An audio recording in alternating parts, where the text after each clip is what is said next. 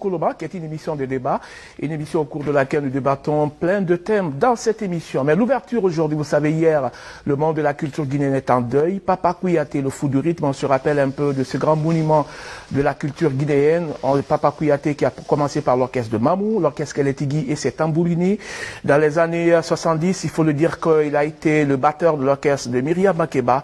Il a tourné à travers le monde entier avec son djembé. Papa Kouyaté, c'est aussi l'initiateur de l'orchestre Sept Têtes de Kamel, qui deviendra plus tard Kamel Sofa. On se rappelle un peu des noms à l'époque comme Jean-Baptiste Williams, Justin Morel Jr., Bossélé Salian, qui était dans cette formation. Le premier chanteur qui a été Ange Miquel, qui était d'ailleurs dans l'orchestre Keletigui, c'est Tambouridi. Papa Kouyaté, c'est lui qui a été l'initiateur de l'orchestre Keletigui et Kamel Sofa. Vous savez, en 70, le 5 avril 1973, Aboubacar Demba Camara est décédé à Dakar. Les jeunes élèves étudiants ont eu l'idée de dédier un poème à la mémoire d'Aboubacar Demba Camara.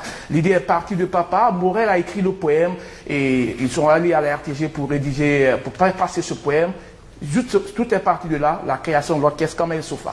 Également, parallèlement à cela, il a apporté sa contribution également à l'orchestre appelé Sili Authentique à l'époque, du côté d'Oasis à Dixine, sans parler de l'orchestre Diaba Beach qui a créé dans les années 80. Papa Kouyaté, c'est aussi les sorciers de Papa Kouyaté. Il nous a quittés hier suite à une très longue maladie.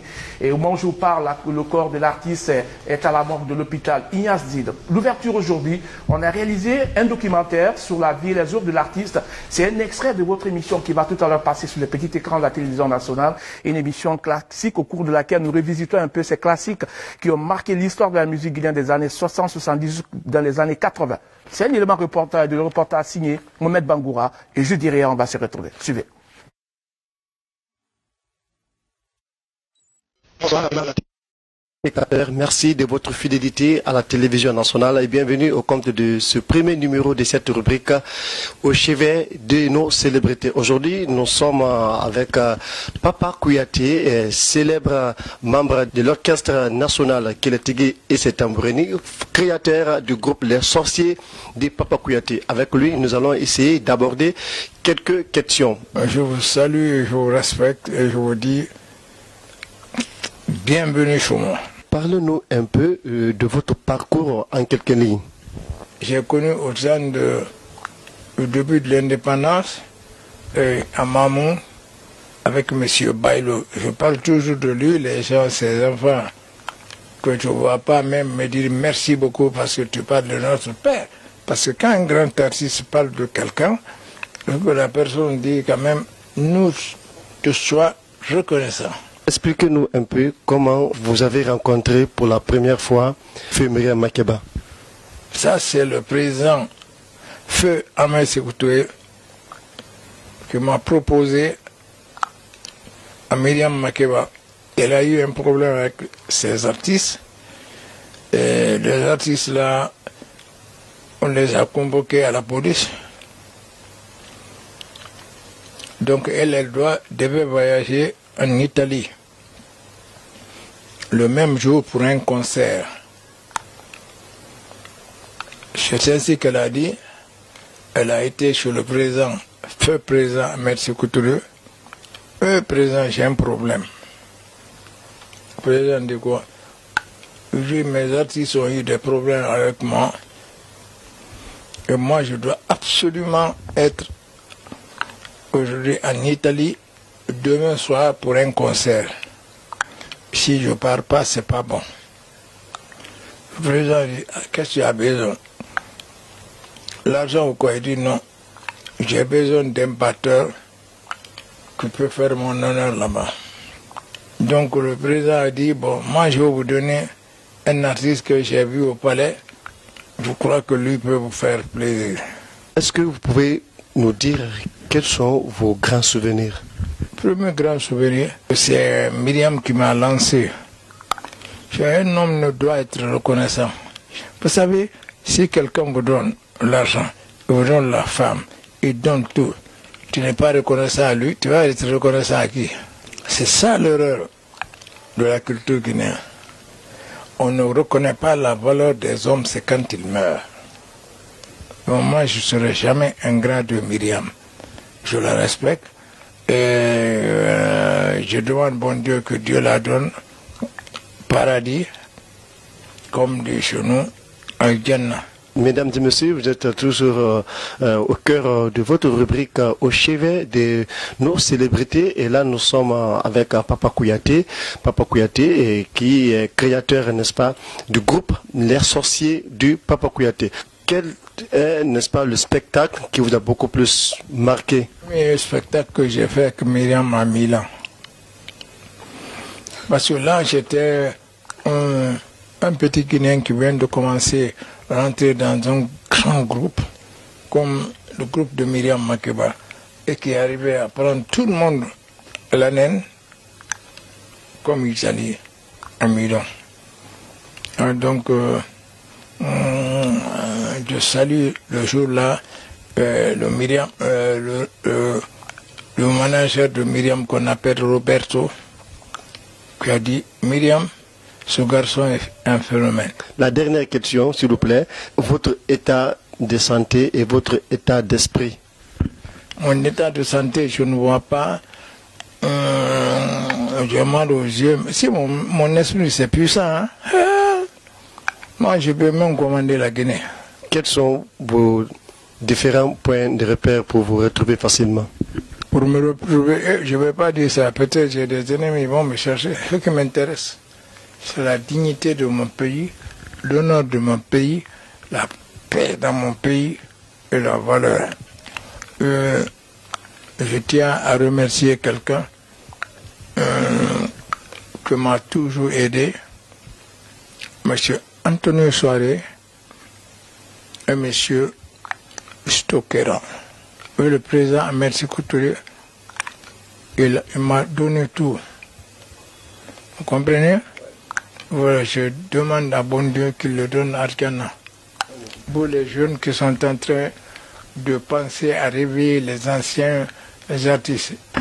Alors, aimable téléspectateurs, vous avez suivi avec intérêt cet entretien que nous avons réalisé avec Papa Kouyaté. Nous allons vous laisser voir cette petite vidéo de l'homme. La téléspectateur, c'était tout pour le compte de ce premier numéro de votre rubrique au chevet de nos célébrités. Merci de votre fidélité et on se reprend très prochainement. Je rappelle que c'est un extrait de l'émission Rétro que vous allez tout à l'heure avoir chez vous et dans vos cœurs avec votre ami Bouba Kamara. Nous revenons dans cette émission, chers téléspectateurs.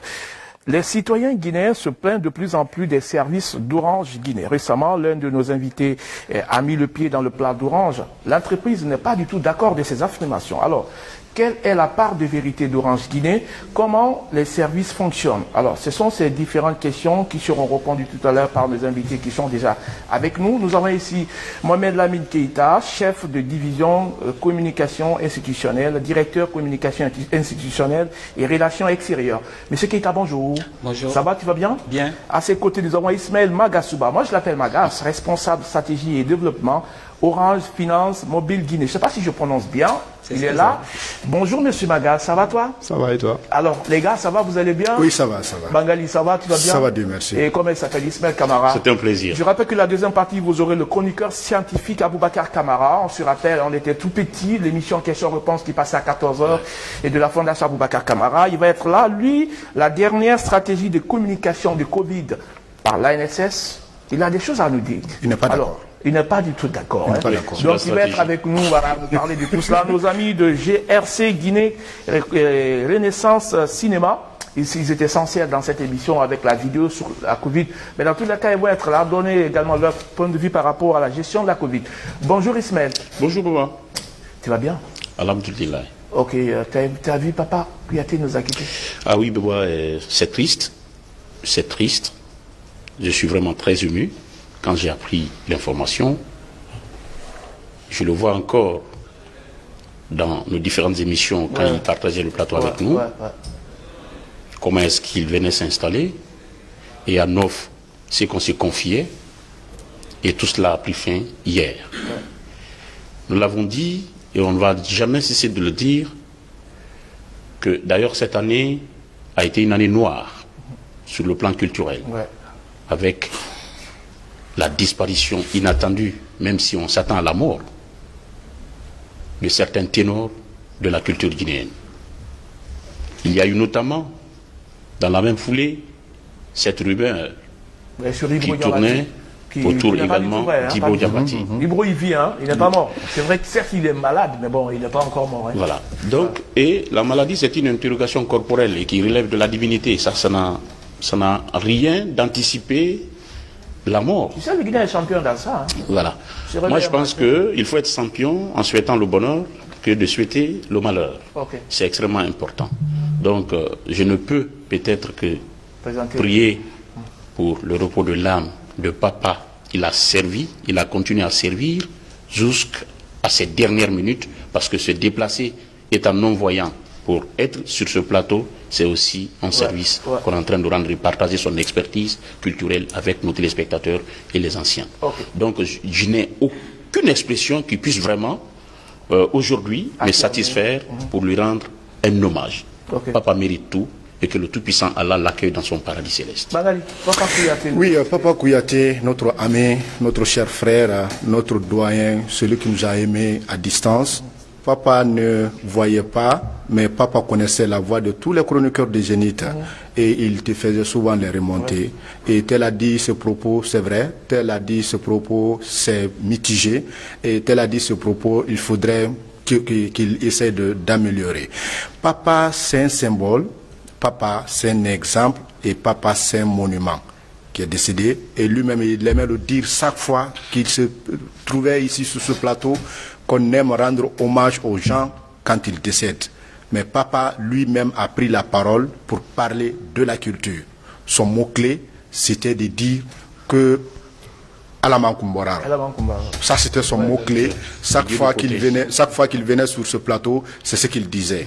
Alors, ce que moi je dirais aussi, pour terminer, parce que Bouba, vous avez suffisamment parlé du parcours de papa. Il a été des initiateurs et jusqu'à sa mort, sa troupe existait. Voilà, sa troupe existait, mais papa n'est pas mort malheureux. Et grâce à certaines personnes en Guinée, Antonio Soare s'est beaucoup battu pour ce monsieur. Papa n'est pas mort malheureux, il faut le dire.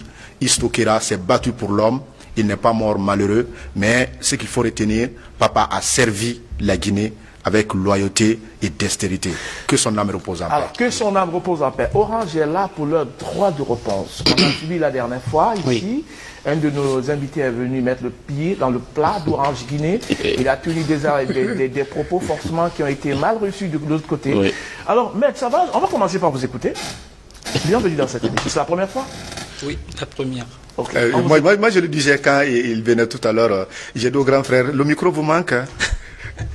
Bon, écoutez, hein, bonjour déjà à vous qui nous recevez aujourd'hui. C'est un plaisir pour moi de me retrouver sur ce plateau après plusieurs années. C'est toujours un plaisir quand on connaît un peu la RTG et la qualité des cadres qu'elle forme.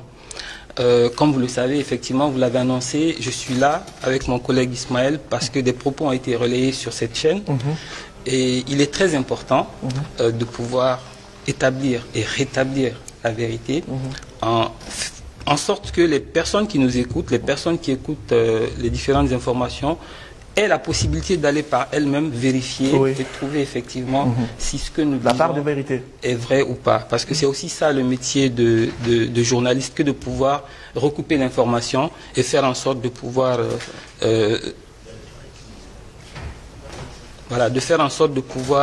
confirmer l'information qui est donnée. Alors aujourd'hui, je veux faire un petit retour sur Orange Guinée, qui est une entreprise de droit guinéen, qui est là depuis 12 ans. Une entreprise qui, au cours de ces 12 années, a mis un point d'honneur à développer son réseau. C'est d'ailleurs la raison pour laquelle aujourd'hui, vous, en étant à Conakry, vous pouvez parler à un de vos proches qui se retrouve dans la zone la plus reculée de la Guinée. Et ça, c'est un fait aussi qui est vérifiable. Et aussi, Orange Guinée, en termes d'impact social, a fait énormément, et je vais en quelques mots vous résumer cet impact.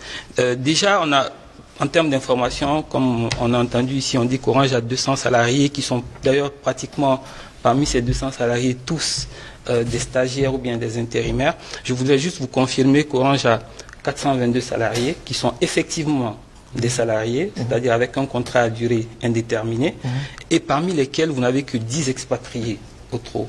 Donc la majorité des salariés d'Orange Guinée sont les Guinéens.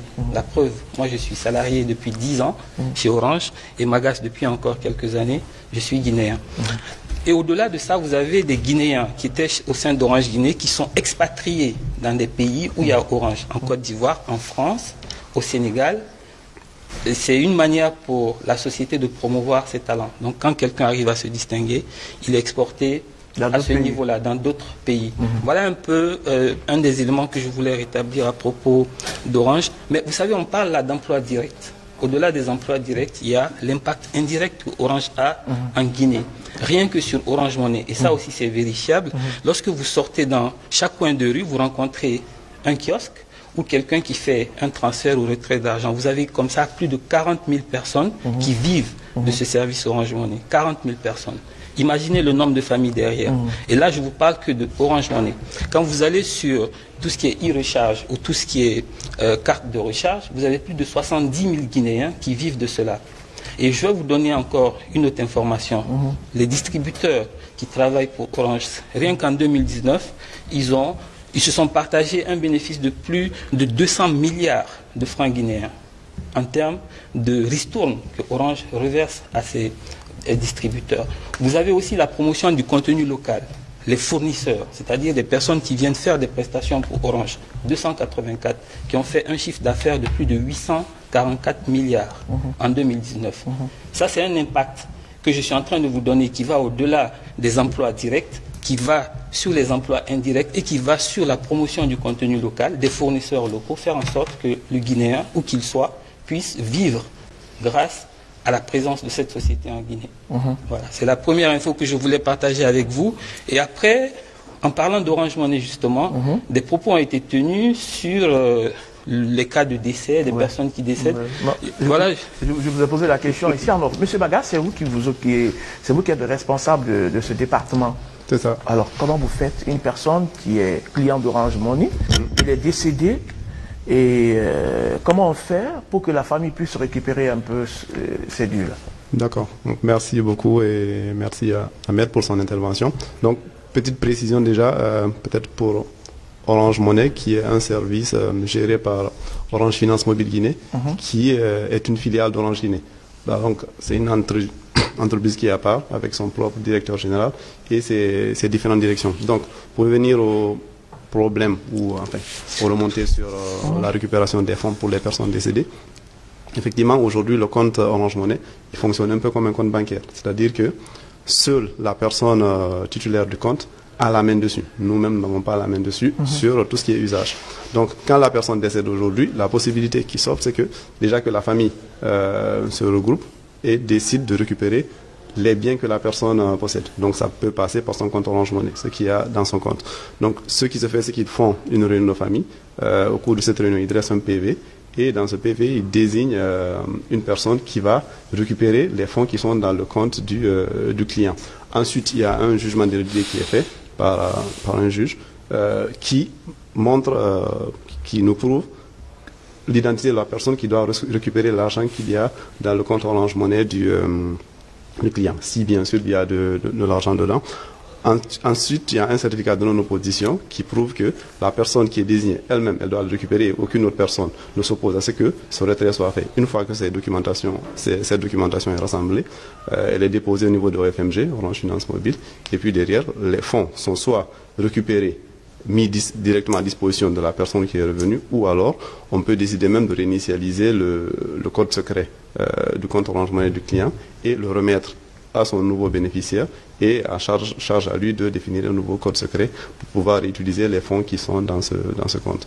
Donc aujourd'hui, quand une personne décède, on a souvent ces cas de figure où les personnes viennent nous voir et nous demandent aujourd'hui de remettre à disposition des fonds. Mais s'il n'y a pas de réclamation, s'il n'y a pas quelqu'un qui dit, voilà, j'ai mon papa qui est décédé, je veux récupérer un peu toutes ces sommes d'argent, vous faites quoi? L'argent, qu'est-ce que vous en faites?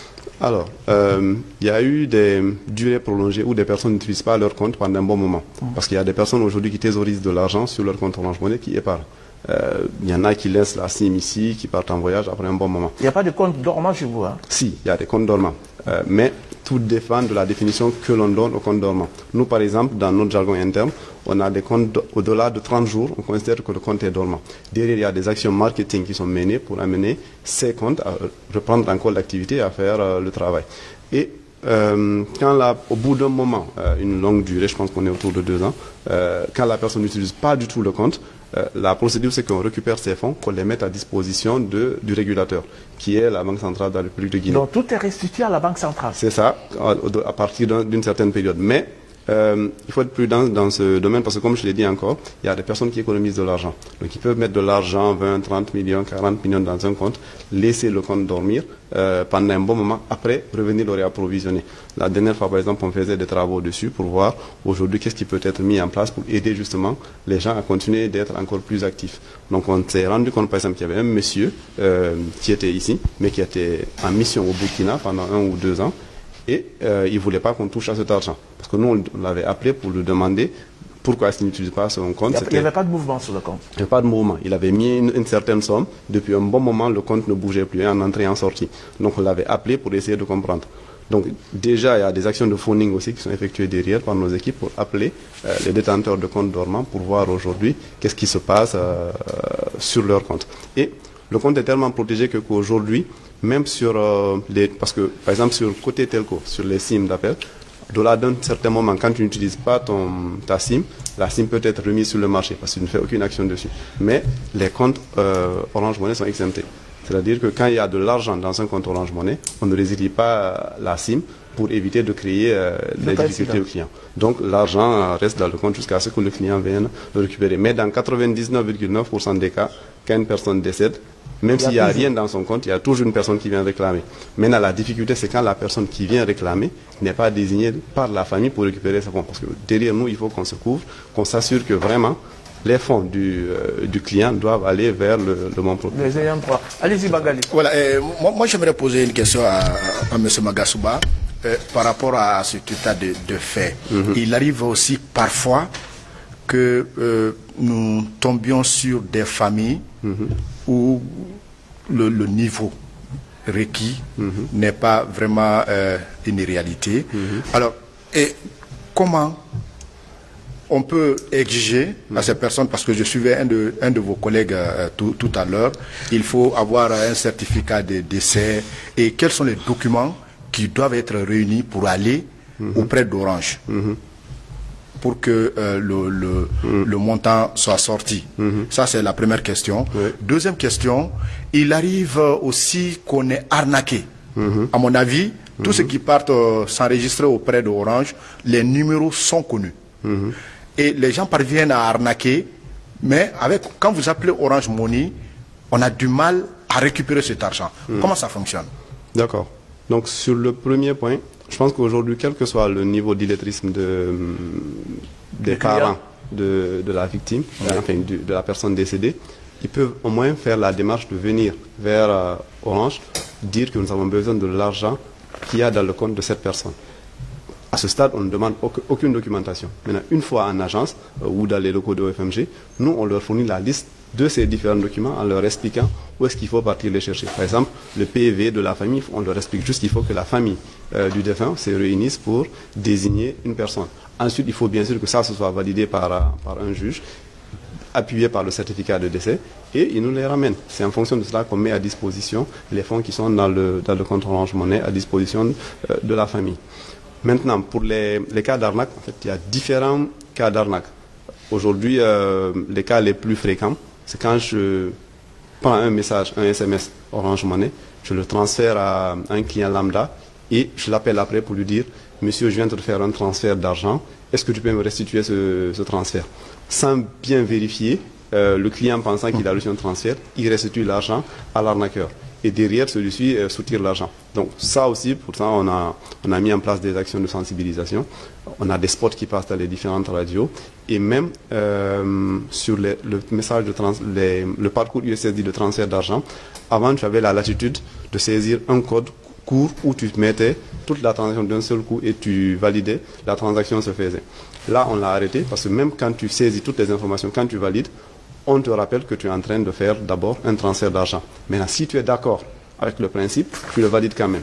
L'autre information, c'est qu'aujourd'hui, tous les messages de Orange Money, ils viennent de Orange Money. C'est-à-dire que dans ton répertoire SMS, tu vas voir que le sender, c'est lui qui t'a envoyé le message, c'est Orange Money.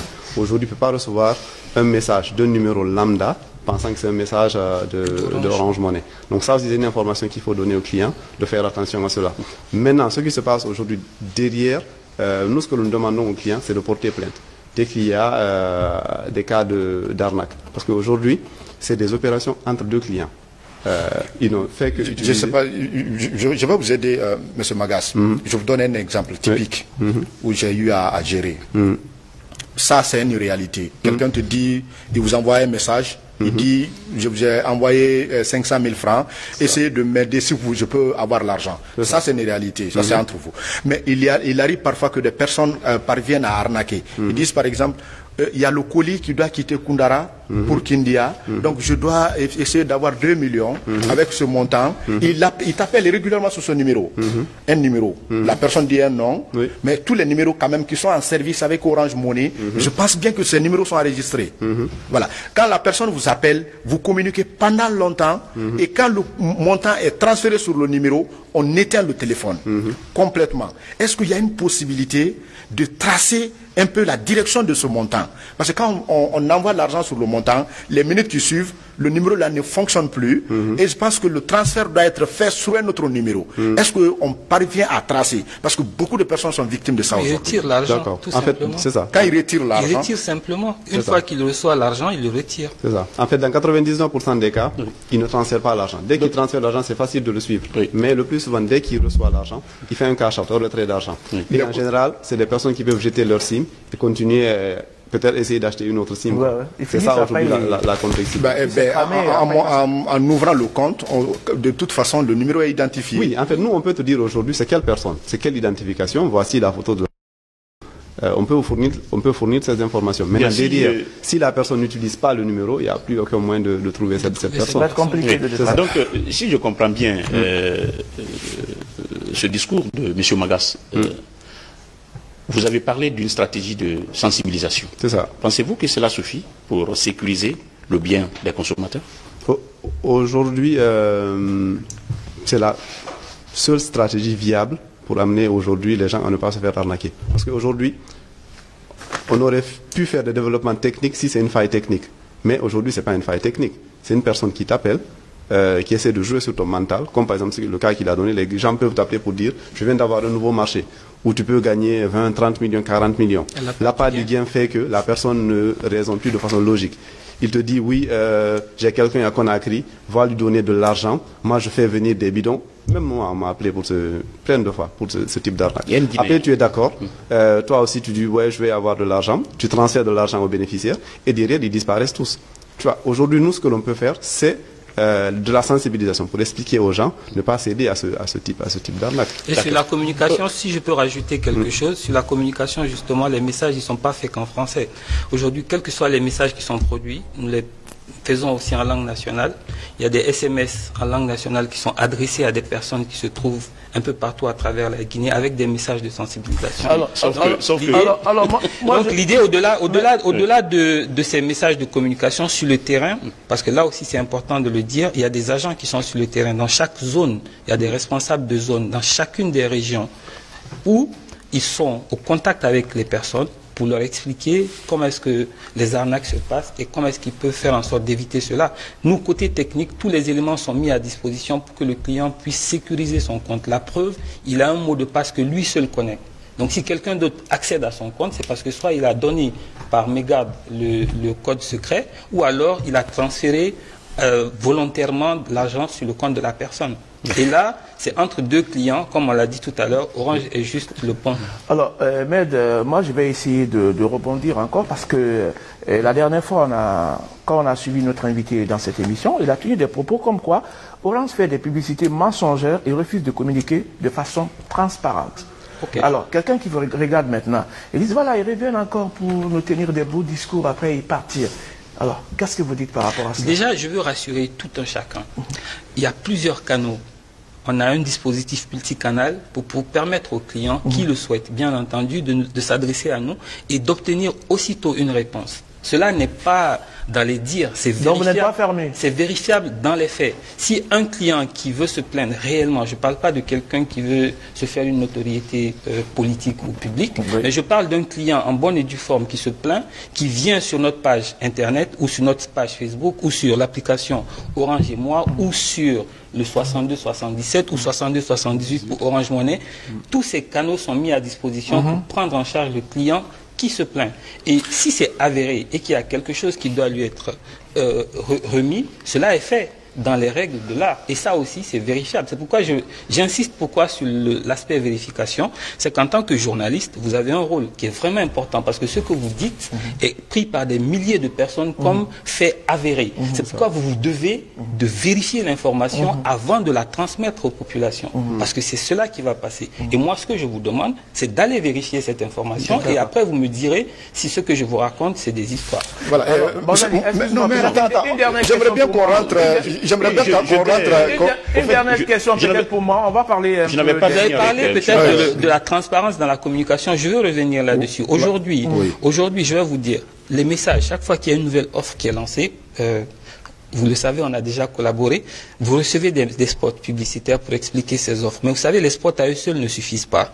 Il y a des spots télé aussi qui sont là pour pouvoir renforcer la compréhension. Et les spots télé aussi ne suffisent pas. Vous avez des SMS qui sont envoyés aux gens pour leur dire, voilà la description de l'offre.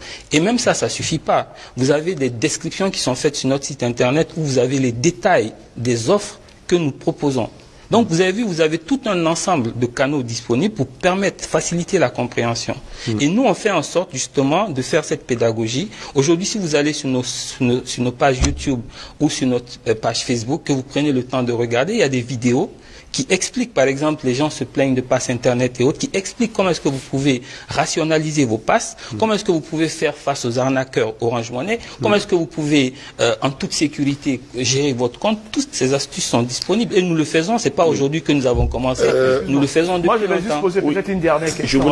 Par rapport aux téléconseillers, rapidement. Il semblerait qu'à ce niveau, il y a des problèmes. Les téléconseillers, laissez-moi vous rassurer aussi à ce niveau. Vous savez, je vais vous demander de vous renseigner sur ce qu'on appelle la certification COPC. C'est-à-dire que c'est un label que l'on obtient dans le cadre de la mise en place d'une expérience client, mais infaillible. Aujourd'hui, nous avons des personnes qui sont recrutées dans le cadre sur la base de... Ce sont des étudiants, par exemple, qui viennent de finir les études. Ce sont des personnes qui sont à la quête d'un emploi et qui sont formées sur les produits et services d'Orange Guinée et qui constituent une première entrée, bien entendu, quand le client se plaint. Et là aussi, je vais vous dire, à la demande du client, les appels sont enregistrés pour permettre justement le traçage. Lorsque quelqu'un dit oui, mais j'ai appelé, on ne m'a pas dit ceci, cela, c'est enregistré pour qu'après nous, on puisse réécouter l'appel, savoir ce que le conseiller client a dit et prendre en charge le client comme il faut. Et là aussi, c'est vérifiable. Vous pouvez le faire. Et comment? Mais vous allez vérifier. C'est pourquoi je vous dis, il y a un travail à faire sur le terrain. Vous, en tant que journaliste, vous allez vous rendre compte qu'effectivement, ce que je vous raconte, c'est ce qui est pratiqué. Et nous faisons en sorte que toutes les informations qui sont données par ce service client sont les informations du catalogue. Et comme je vous l'ai dit, le service client aujourd'hui, on est tellement digitalisé qu'on se dit, au lieu que vous mettiez à appeler au téléphone, vous dites vous joignez difficilement le service client, vous avez d'autres canaux, comme Facebook ou Twitter. Vous postez immédiatement, il y a un agent qui est là, qui ne fait que ça, qui va vous prendre en charge, qui va lui-même vous appeler, essayer de comprendre quel est votre problème et essayer de vous apporter une solution. On a eu beaucoup de cas comme ça à gérer, où on déplace les équipes techniques qui vont sur des sites, qui voient la qualité de la connexion, qui arrangent cette connexion pour que les uns et les autres puissent satisfaire. Nous, notre objectif, c'est que le client il soit satisfait parce qu'il est roi. Comme on dit. Il est roi. Alors, voilà. Je rappelle qu'il nous reste 10 minutes avec Orange. Hein. Allez-y, Bangali. Ça va être intéressant. Ça va être intéressant. Ça va être intéressant qu'on revienne sur la facturation. Les répondeurs. Ça bouffe beaucoup d'argent. Oui, mais ça c'est payé. Monsieur Bangali, je vais vous dire une chose. Vous avez envie d'avoir un service, c'est-à-dire de répondeur, de telle sorte que quand quelqu'un vous appelle, que vous puissiez laisser un message comme quoi vous n'êtes pas disponible. Vous avez le choix d'activer ou de désactiver ce service. C'est aussi simple que ça.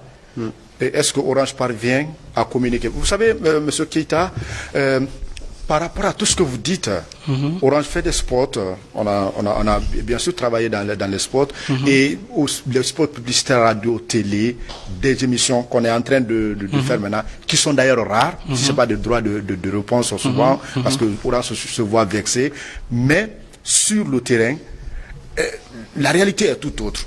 La facturation d'Orange, vous parvenez à appeler quelqu'un, vous n'entendez pas, le téléphone ne sonne pas, et vous voyez que votre crédit est parti. Comment ça se fait là-bas? Je vais vous dire une chose. Si vous avez un cas comme ça qui est avéré, vous avez essayé d'effectuer un appel pour lequel vous dites que vous avez été facturé sans que cela ne se passe, on a la possibilité de le vérifier. La recommandation que je vous fais, c'est de saisir nos services concernés et nous allons, pour tout incident, remonter pour pouvoir vous donner la vraie version des choses.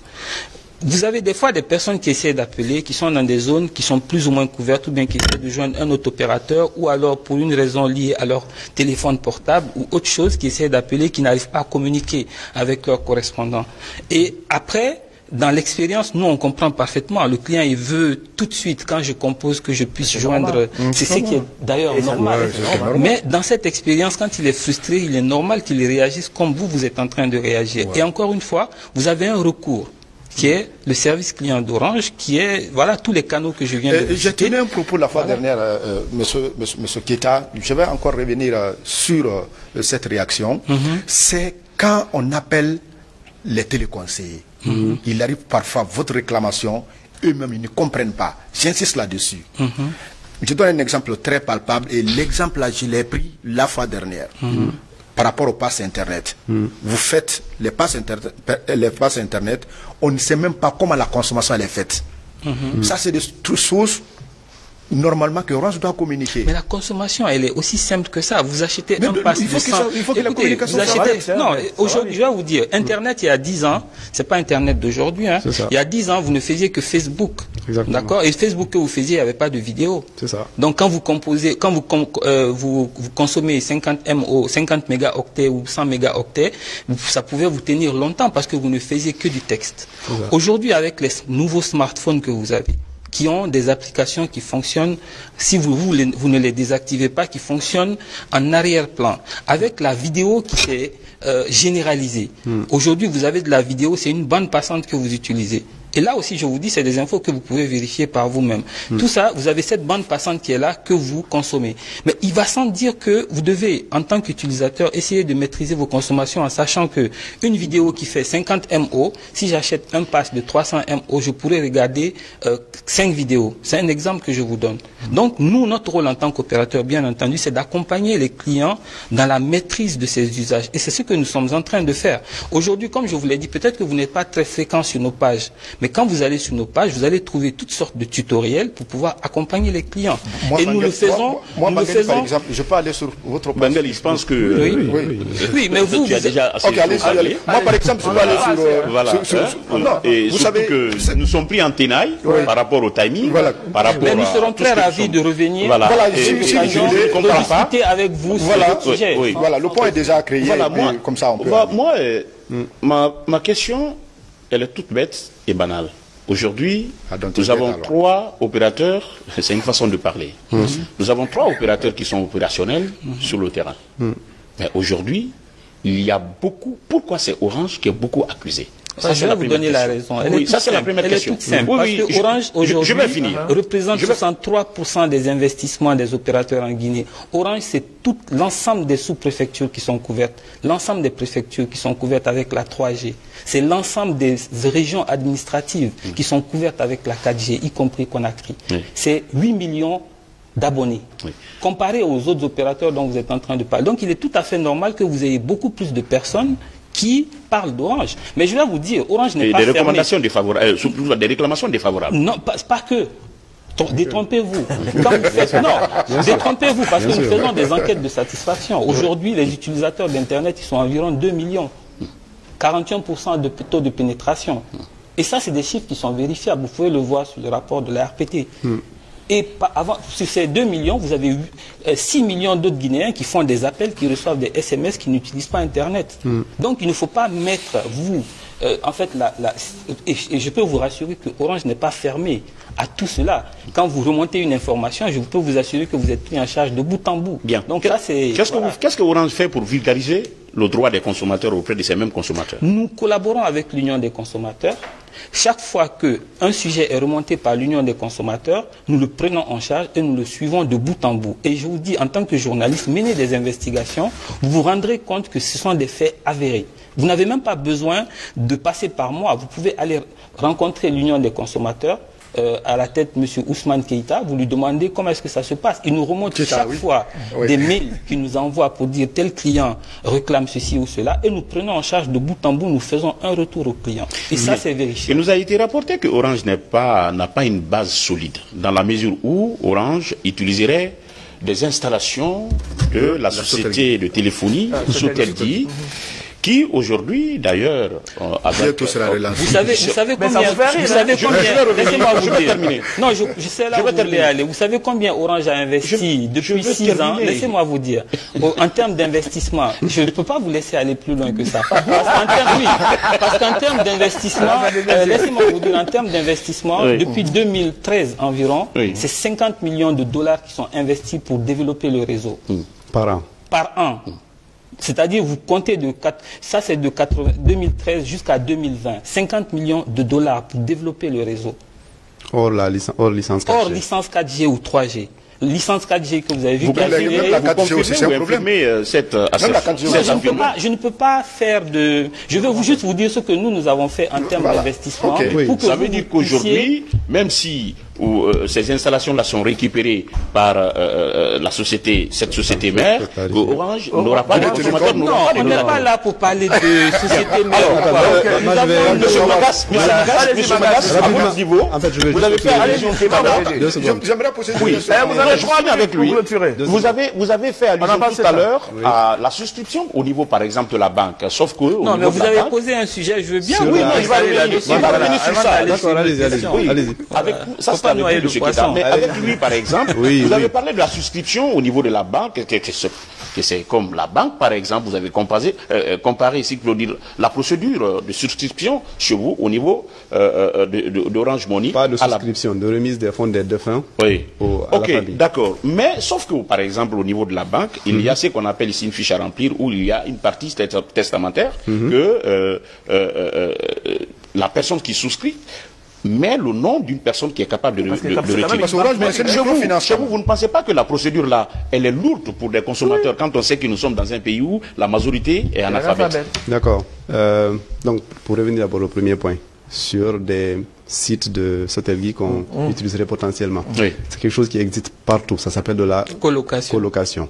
C'est-à-dire que quand tu es dans un endroit où tu es seul, où tu as déjà fait le travail de mettre en place un site, d'autres entreprises peuvent venir s'installer, mais en négociant avec toi et en te payant des frais. C'est ce qu'on appelle la mutualisation. C'est ça, ça s'appelle de la colocation. Donc, on le fait avec la Sotelgi, la Sotelgi le fait avec nous. Cette colocation effectuée. Les autres opérateurs le font avec nous.